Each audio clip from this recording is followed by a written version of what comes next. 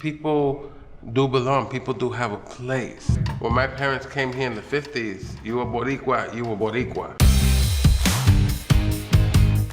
My name is Denise Soler Cox, and I'm the co-founder of Project Enye, which is a multimedia documentary project documenting the lives and experiences of 16 million American-born Latinos. After interviewing 70 people for this film, the #1 comment that I've heard from my subjects is that they've never talked about these things before. I grew up in Westchester County, but the only problem was that we were the only Latino family at all.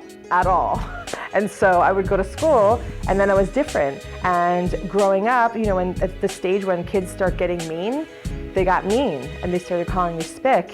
And I'm like, what, like, so here I'm a spick, right? And in Puerto Rico, I'm a gringa. Where do I fit in? There was a compound effect on my identity of feeling confused and not really knowing where I fit in, until this one night I was around the table with a bunch of other Enyes, and I had this feeling of connection with them that I couldn't describe. And I tried to kind of deconstruct what was it about this moment that was so special that I felt so connected to these people. And I realized this wasn't my story. This was their story too. And I want to shout it from the rooftops because for the first time I actually feel connected to something. And it means that I'm good enough right here, just the way that I am, 100% Latina and 100% American. So that's what I set out to do. I need to learn how to speak this language correctly. Hablaba muy pocha. And mis amigos se burlaban de mí.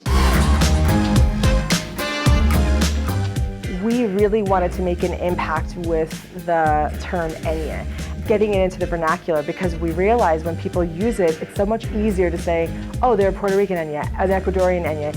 As soon as I know that about somebody, I immediately know we have the shared experience. And secondly, to acknowledge that that is a legitimate American experience. And they're kind of like voting for us, cheering for us, saying they're gonna sit in the stands with other Enyes saying, yes, this matters, my story matters, thank you for telling it, so I'm gonna stand up and be counted. I mean, I got an email from someone the other day that just said, I never knew other people felt like this.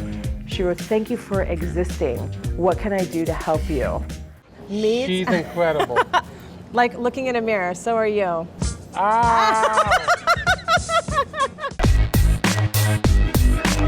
So there's the online videos, and those come out every single week. We also have a companion podcast. Then we knew all along we wanted to make a film. This project's all about the heart.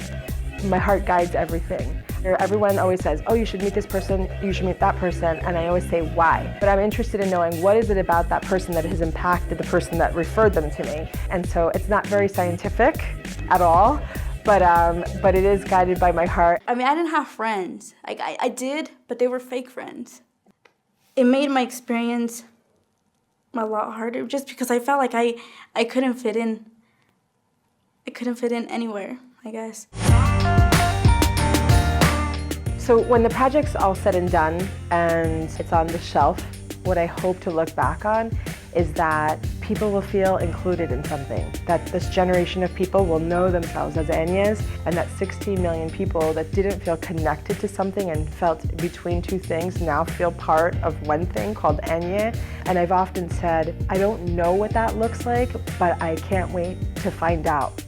We can understand each other's experiences by saying, yep, we're Enyes, and I know what that means.